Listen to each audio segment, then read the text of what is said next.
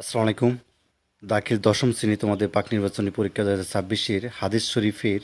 তো তোমাদের এখানে দেখো হাদিস শরীফের হচ্ছে তোমাদের যে প্রশ্নটা। তো এটা হচ্ছে কোন প্রকাশনী? এটা হচ্ছে তোমাদের একটা প্রকাশনী, ঠিক আছে? এবং আরেকটি প্রকাশনী দেখাচ্ছি। তো এখানে দেখতে পাচ্ছ আরেকটি প্রকাশনী, ঠিক আছে? তো দুইটা প্রকাশনী তোমাদেরকে দেখাবো। এখানে তোমাদের ফাতাহ এবং লেকচার একই সাথে অর্থাৎ দেখাবো। একটা একটা আমরা শেষ করি, আনসার সহ তোমাদেরকে দিয়ে দিব, যাতে করে তোমাদের কষ্ট করে খুঁজে বের করতে না হয়, ঠিক আছে? আচ্ছা, তো খুব ভালোভাবে খেয়াল করো। তোমাদের এখানে পাক নির্বাচনী পরীক্ষা 2026-এর দাখিল দশম শ্রেণী হাদিস শরীফের 40টা এমসিকিউ দিতে হয়, তোমরা নিশ্চয়ই জানো। তো এখানে দেখো, এক নাম্বার যে প্রশ্নটা, সেটা হচ্ছে তোমাদের এখানে বলতে হাদিস সব যে আলোচ্য বিষয় সেটা আসলে কি? রাসূল হিসেবে মোহাম্মদ সাল্লাল্লাহু আলাইহি ওয়াসাল্লামের সত্তা, তাই না? এই যে গ নাম্বারটা হবে, শেষেরটা হবে। আচ্ছা, তারপর দেখো তোমাদের 2 নাম্বার। তো 2 নাম্বার হচ্ছে গ নাম্বার হবে, ছোট গ যেটা রয়েছে। এবং হাদিস কোন প্রকার ওহী? তো এখানে 3 নাম্বার প্রশ্ন উত্তরটা হচ্ছে খ নাম্বারটা হবে, খ নাম্বার। আর বিশুদ্ধতা ও দুর্বলতার দিক থেকে হাদিস কত প্রকার? তো 4 নাম্বার প্রশ্ন উত্তরটা দেখো, 4 নাম্বার হচ্ছে তোমাদের এখানে কি হবে? 4 নাম্বার হচ্ছে খ নাম্বারটা হবে 3। এবং আদালত শব্দের অর্থ কি ন্যায়পরায়ণতা, এই যে ক নাম্বারটা হবে। খানার শুরুতে কি বলতে হয়? এটা বিসমিল্লাহ, এটা সবাই পারবা, অর্থাৎ খ নাম্বারটা হবে আনসার। 7 নাম্বার বলছে আজওয়া কোথা কোথা হতে এসেছে? এখানে তোমাদের 7 নাম্বার আনসারটা হচ্ছে বলে দিতেছি, সেটা হচ্ছে যে দেখো 7 নাম্বার আনসারটা কী হবে? 7 নাম্বারটা হচ্ছে তোমাদের জান্নাত থেকে। আচ্ছা, আঙ্গুল ও পাত্র সেটি পরিষ্কার করে খাওয়ার হেকমত কই? এখানে দেখো 8 নাম্বার যে প্রশ্নটা, সেটা হচ্ছে তোমাদের ক নাম্বারটা হবে, অর্থাৎ যেন খানার বরকত বাদ না পড়ে।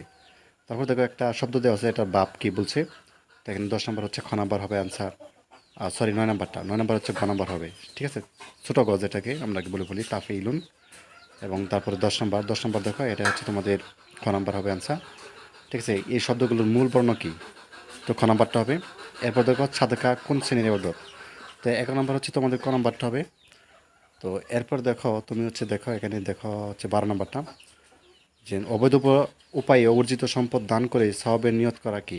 ঠিক আছে? অনেকে অবৈধ উপায়ে অর্জন করে, কিন্তু দেখা যাচ্ছে দানও করে, কিন্তু এটা আসলে কি? এটা হচ্ছে কুফুরি এক ধরনের। আচ্ছা, 13 নাম্বার হচ্ছে হযরত আব্দুল্লাহ ইবনে সালাম রাদিয়াল্লাহু আনহু ইন্তেকাল করেন হিজরি কত সালে? 44 সালে, এটা হচ্ছে তোমাদের খ নাম্বারটা হবে। এবং তারপর 14 নাম্বার হচ্ছে তোমাদের ফরজ। এবং 15 নাম্বার হচ্ছে বর্তমান দুজকের আগুন কী রং ধারণ করেছে? 15 নাম্বার হচ্ছে খ নাম্বার হবে কালো। আচ্ছা, দুজকের মধ্যে তার দিকে আকর্ষণকারী লোভনীয় কী আছে? ঠিক আছে? তো এখানে দেখো 16 নাম্বার আনসার হচ্ছে তোমাদের ঘ নাম্বার, 17 হচ্ছে তোমাদের ক নাম্বারটা হবে, ঠিক আছে? 18 হচ্ছে খ নাম্বার হবে আনসার। এরপর দেখো জান্নাতে কতটি স্তর রয়েছে? 100টি, তাই না? গ নাম্বারটা হবে। জান্নাতে প্রতিটি স্তরের মধ্যে ব্যবধান কত? ঠিক আছে? 20 নাম্বারটা দেখো, 20 নাম্বার হচ্ছে তোমাদের এখান থেকে গ নাম্বারটা হবে। কী হবে? গ নাম্বারটা হবে জমিন হতে আসমান পর্যন্ত সমান দূরত্ব, বুঝতে পারছো? আর 21 নাম্বার এখানে খ নাম্বারটা হবে, অর্থাৎ নাম শব্দের এক বচন কি? এটা হচ্ছে খ নাম্বার হবে, নামাতা। আল্লাহ তাআলার সংরক্ষিত এলাকা কি? ঠিক আছে? তো 22 নাম্বার আনসারটা কী হবে? সেটা হচ্ছে গ নাম্বারটা হবে, হারাম বিষয়সমূহ। এরপর দেখো 23 নাম্বার, 23 নাম্বার হচ্ছে ক নাম্বার হবে। এখানে বলছে হালাল রিজিক উপার্জন হুকুম কি? ফরজ, ক নাম্বারটা। এরপরে 24 নাম্বার, এটা হচ্ছে তোমাদের কী হবে? খ নাম্বার হবে আনসার। এবং 25 নাম্বার এখানে বলছে কোরআন কয়টি দিক নিয়ে আলোচনা হয়েছে? আচ্ছা, 25 নাম্বার আনসারটা গ নাম্বারটা হবে, ঠিক আছে? সূরা তোমাদের হচ্ছে এখানে কি বলছে আমাদের? 25 নাম্বার, হ্যাঁ, গ নাম্বারটা হবে 7টি। আচ্ছা, মুহকাম আয়াতের উপর কি করতে হবে? 26 নাম্বার হচ্ছে খ নাম্বার হবে আমল। আর নবীদের সঙ্গে কারা বেহেশতে যাবে? এটা হচ্ছে তোমাদের সৎ ও আমানতকারী ব্যবসায়ীগণ, গ নাম্বারটা হবে শেষেরটা।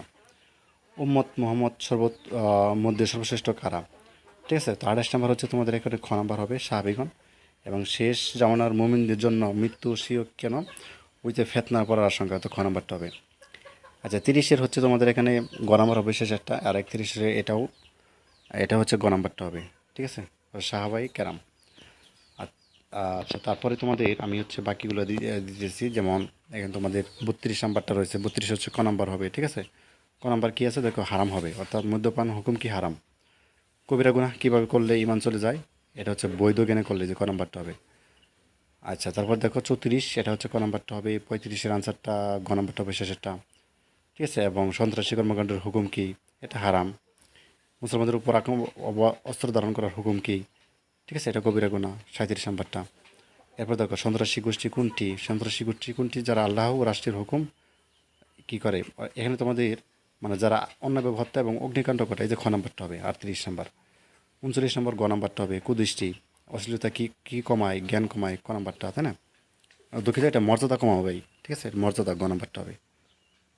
আচ্ছা, এরপর তোমাদের হাদিসের অনুবাদ লিখতে হবে। ঠিক আছে। তো এখন যেটা দেখতে পাচ্ছ এটা কিন্তু তোমাদের আলফাতা, এরপর হচ্ছে তোমাদের লেকচার দেখাবো, যেটা একটু আগে দেখালাম ওটা কিন্তু আবার দেখাবো, এবং অনুবাদ অর্থাৎ আনসার সহ দিয়ে দিব, ঠিক আছে। তো এখানে দেখো হাদিসের অনুবাদ লিখতে হবে, প্রথম বাংলা অনুবাদ করতে হবে, যে হাদিসটা দেখতে পাচ্ছ এই হাদিসের আলোকে খ নম্বরে তোমাদের আলিফ এবং বা যেটা রয়েছে, আলিফের যেমন এটার মর্মর্থ লেখো, এবং হচ্ছে তাহকিক করতে হবে যে কোনো দুইটা, তাহকিক তোমাকে শিখতেই হবে। আচ্ছা, বাকি অংশ দেখার আগে তোমাদেরকে বলি যে দাখিল পরীক্ষা 2027-এর জন্য আমরা স্পেশাল একটা সাজেশন তৈরি করেছি, যেটা হচ্ছে মূল্য মাত্র 200 টাকা, অল সাবজেক্ট। তো এটা যারা নিতে চাও, যে নাম্বারটি স্ক্রিন দেখতে পাচ্ছ নাম্বারটির মধ্যে হোয়াটসঅ্যাপ বা ইমো আছে, এখানে যোগাযোগ করে সহজে নিতে পারো, ঠিক আছে। তো 26-এও আমরা দিয়েছিলাম, কমন ছিল। তোমাদের সামনে যেহেতু টেস্ট পরীক্ষা আছে, ফাইনাল পরীক্ষা আছে, এখন আবার টেস্ট দিতেছো, সবগুলো পরীক্ষা কিন্তু আমাদের দেওয়া সাজেশন থেকে কমন পড়তেছে। তো যারা হচ্ছে নিতে চায় নাম্বারটির মধ্যে যোগাযোগ করে নিতে পারো পিডিএফ ফাইলটা। আচ্ছা, এখানে 3 নঙে দেখো, এখানে একটা হাদিস থাকবে, এখানে হাদিসে তোমাদের অনুবাদ করতে হবে। তো এটা হচ্ছে আল ফাতার দেখাচ্ছি। তো একটু পরে হচ্ছে লেকচার দেখাবো, ঠিক আছে। এবং তারপরে এখানে তোমাদের কিছু প্রশ্ন করবে, যেমন সাতগাত কাকে বলে, ইয়ার ফজিলত বর্ণনা করো, তাহাকিক করো, ঠিক আছে নি। একটা দুইটা তিনটা চারটা শব্দ দিয়ে থাকে, চারটা থেকে তোমাকে দুইটা তাহাকিক করতে হবে, এর জন্য 2 নাম্বার। বাংলায় অনুবাদ করো, এখানে রয়েছে, এটা বাংলা অনুবাদ করবা, এরপর হচ্ছে তাহাকিক করবা। বা জানাত জাহান, অর্থাৎ জাহান্নামবাসীদের কতিপয় নিয়ামতের বর্ণনা দাও, তাহাকিক করো। 5 নাম্বার বাংলা অনুবাদ করো। এরপর দেখো 6 নং রয়েছে আমাদের, এখানে হচ্ছে বাংলা অনুবাদ করতে হবে, ঠিক আছে। এখানে প্রশ্ন করা আছে, দেখো তোমাদের হাদিস অংশের মর্মর্থ লেখো, তাহাকিক করো। আচ্ছা, তারপর দেখো বাকি অংশ, এখানে তোমাদের বাংলা অনুবাদ করো। এখানে হাদিস তোমাদের হচ্ছে 7 নং রয়েছে। এরপর হচ্ছে তোমাদের এখানে বলছে অভিবাদন কি, পারিভাষিক সংজ্ঞা দাও, ঠিক আছে, তাহাকিক করো যে কোনো 2টি। এরপর দেখো বাংলা অনুবাদ করো 8 নঙে, ঠিক আছে। এরপর হচ্ছে তোমাদের খ 9 রয়েছে, দেখো, ঠিক আছে, এখানে হাদিস অংশ ব্যাখ্যা করো, এরপরে তাহাকিক করো। এরপরে 9 নং হচ্ছে বাংলা অনুবাদ করো। এরপরে আলিফ নাম্বার এবং বা নাম্বার রয়েছে, দেখো, হাদিসের আলোকে সামাজিক জীবনে সন্ত্রাসবাদের কুফল বর্ণনা করো, তাহাকিক করো, বাংলায় অনুবাদ করো, ঠিক আছে। এরপর হচ্ছে আলিফ নাম্বার বা নাম্বার রয়েছে, দেখতে পাচ্ছ। এরপর দেখো ঘ নাম্বার রয়েছে, ঘ 9 নঙে তোমাদের কী করতে হবে, দেখো 13 নঙে, এখানে তোমাদের সনদের ভিত্তিতে হাদিস এ প্রকার বিস্তৃতভাবে বর্ণনা করো। এবং যার হাদিস বলতে কী বোঝো, যার হাদিসের প্রণয়নের অর্থাৎ উল্লেখযোগ্য কারণগুলো লেখো। আর প্রশ্নপত্রে উল্লিখিত হাদিসগুলো ব্যতীত সিলেবাসের মধ্যে হতে একটি হাদিস রাবির নাম সহ হরকত সহ দিয়ে লেখো, ঠিক আছে।